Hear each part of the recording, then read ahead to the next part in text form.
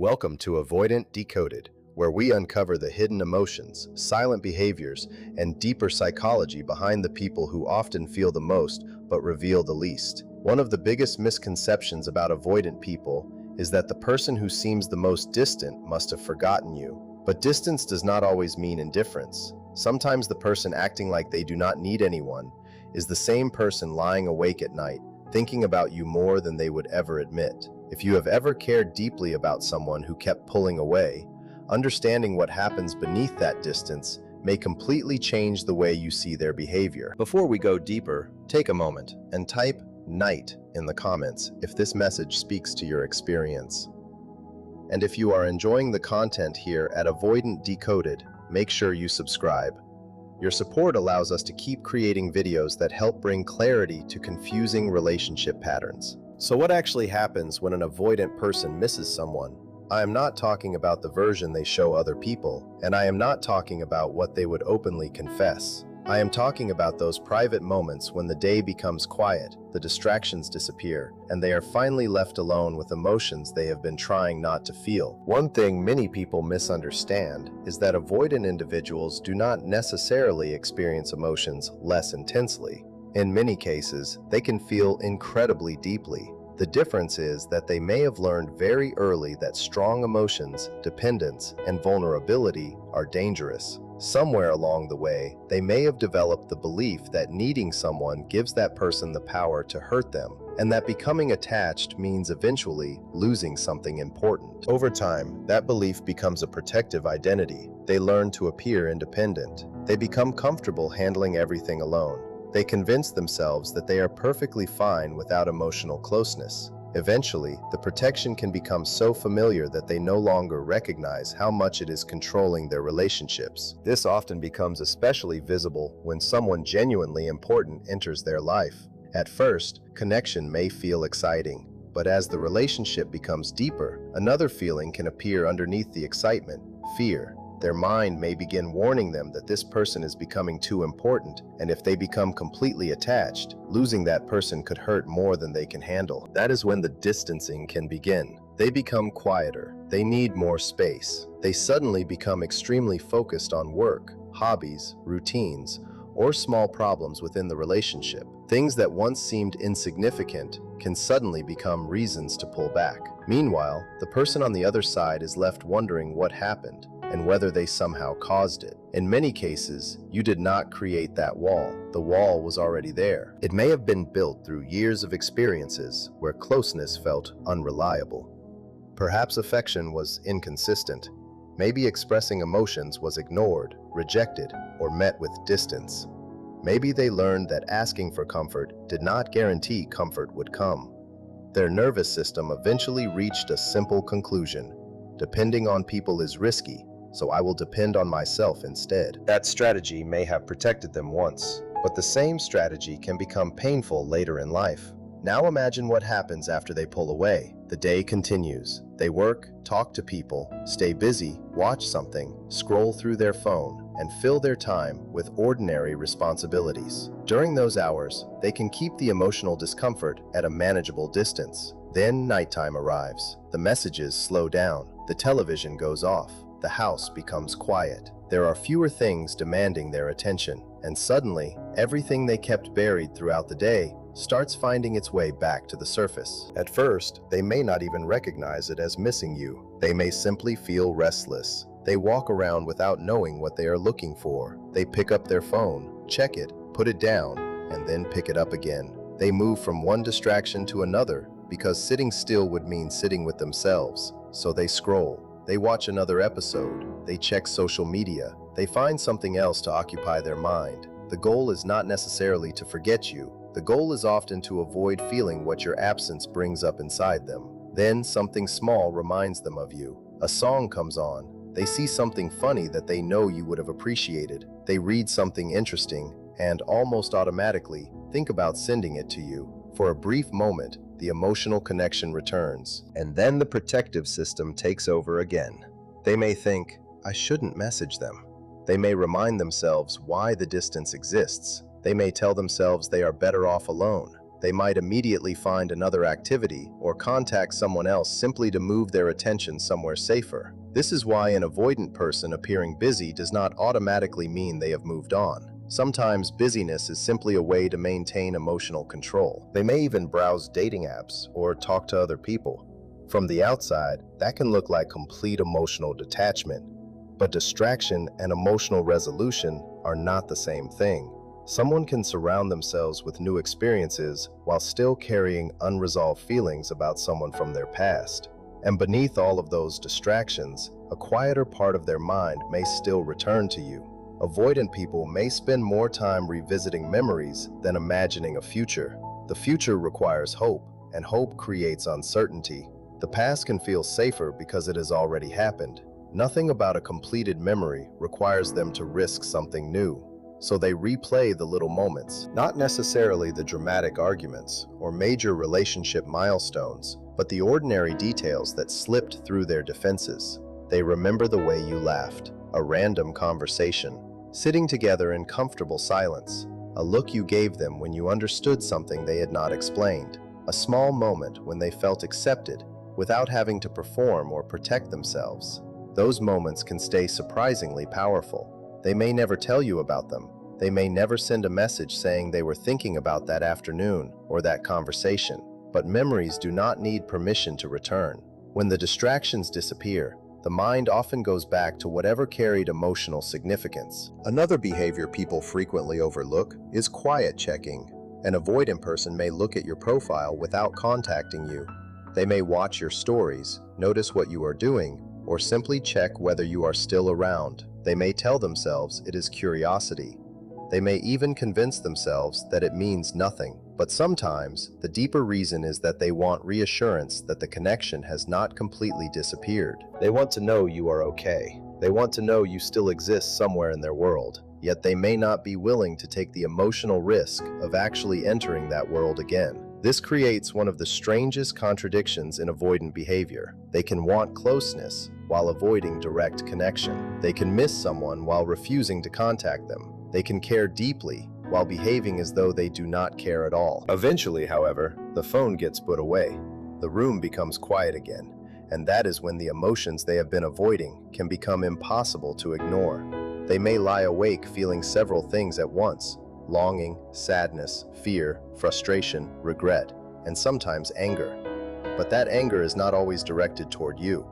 A significant part of it may be directed inward. Deep down, they may recognize that they walked away from someone who mattered. They may understand that the distance they created was not necessarily because the relationship was wrong, but because vulnerability felt frightening. They may know they have a pattern of pushing people away and still feel unable to stop repeating it. Understanding the pattern does not automatically give them the ability to change it. That is why some remain trapped between wanting connection and fearing it. Reaching out feels vulnerable. Admitting that they miss you feels like surrendering control. So instead of risking closeness, they return to something familiar: loneliness. And familiar loneliness can feel safer than unfamiliar intimacy. If you are watching this because you have someone like this in your life, there is something important you need to hear. You may have spent hours replaying conversations and wondering what you could have done differently. You may have searched for the perfect words, tried to become more patient, more understanding, more supportive, hoping that eventually you would become the person who finally makes them feel safe enough to stay. That reaction is understandable when you genuinely love someone, but you cannot love another person out of an avoidant attachment pattern. You cannot do their emotional healing for them. You cannot provide enough reassurance to permanently remove wounds they have never chosen to confront.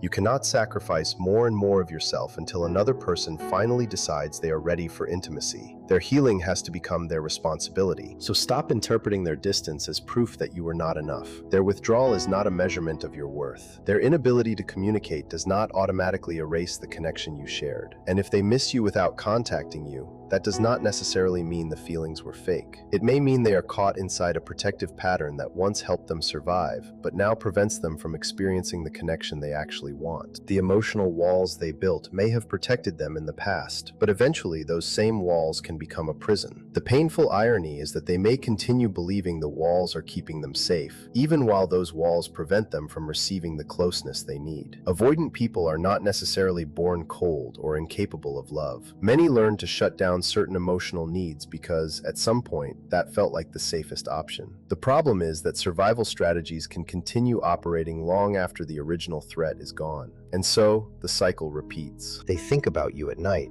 They remember conversations. They check your profile. They consider reaching out. They stop themselves. They feel guilty. Morning arrives, the emotional armor returns, and they continue through the day as if nothing happened. But what should you do if you are involved with someone who behaves this way? First, understand that chasing usually does not create emotional safety. Constant pursuit can make their protective instincts even stronger. The more pressure they feel, the more likely they may be to retreat. This does not mean you should manipulate them by disappearing or intentionally creating jealousy. It means you should stop making another person's emotional availability the center of your life. Keep your friendships. Work toward your own goals. Develop interests that belong to you.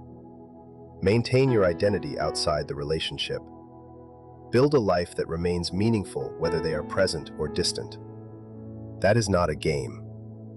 It is emotional health. If your entire existence becomes focused on monitoring another person's moods, managing their distance, and trying to keep them close, you eventually begin abandoning yourself. And no relationship should require you to disappear in order to maintain it. Second, understand the value of consistency. Avoidant people may respond more positively to steady, predictable behavior than to emotional intensity. Huge gestures do not necessarily create lasting trust. Reliability often matters more. When your words match your actions, when you remain emotionally grounded, and when your care does not suddenly disappear because something becomes difficult, you create a sense of predictability. They may not immediately acknowledge it, but consistent behavior can feel safer than emotional highs and lows. Third, pay attention to how you communicate your feelings. You do not have to hide your emotions just because someone is uncomfortable with vulnerability.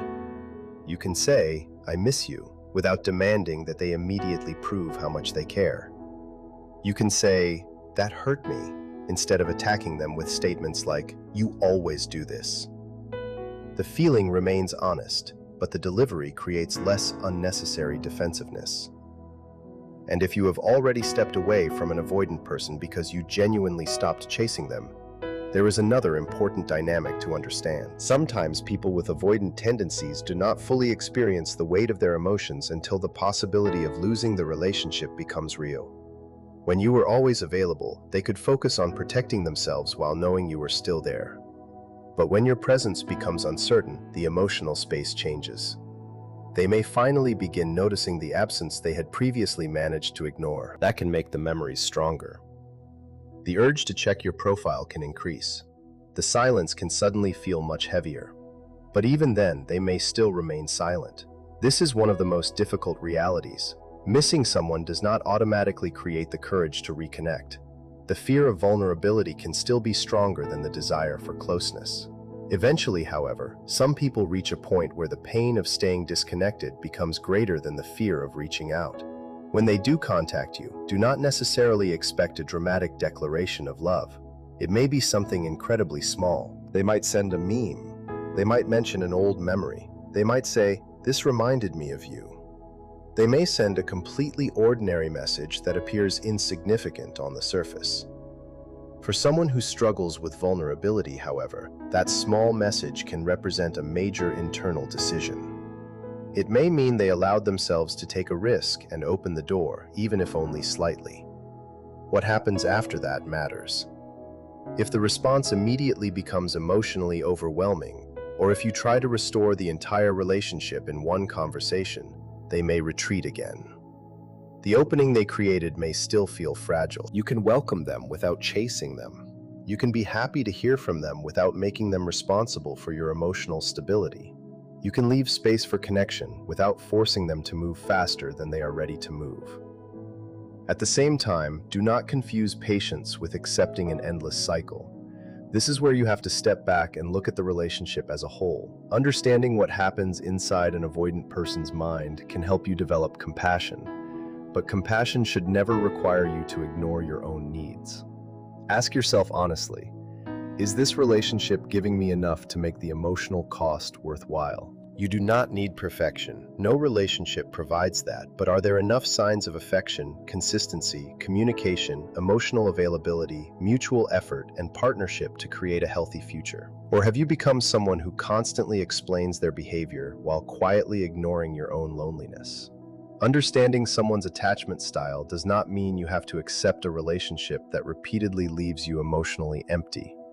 You can understand why someone behaves a certain way and still decide that the behavior is not healthy for you. You can care about their wounds without allowing those wounds to become your responsibility. You can love someone and still choose peace. Sometimes the healthiest thing you can say is something simple and honest. I understand why you pull away, and I can see that there is fear behind it. But I also need a level of emotional connection that you are not able to give me right now. That is not a threat. It is not manipulation. It is simply honesty. And calm honesty can be surprisingly powerful because many people with avoidant patterns are accustomed to one of two extremes.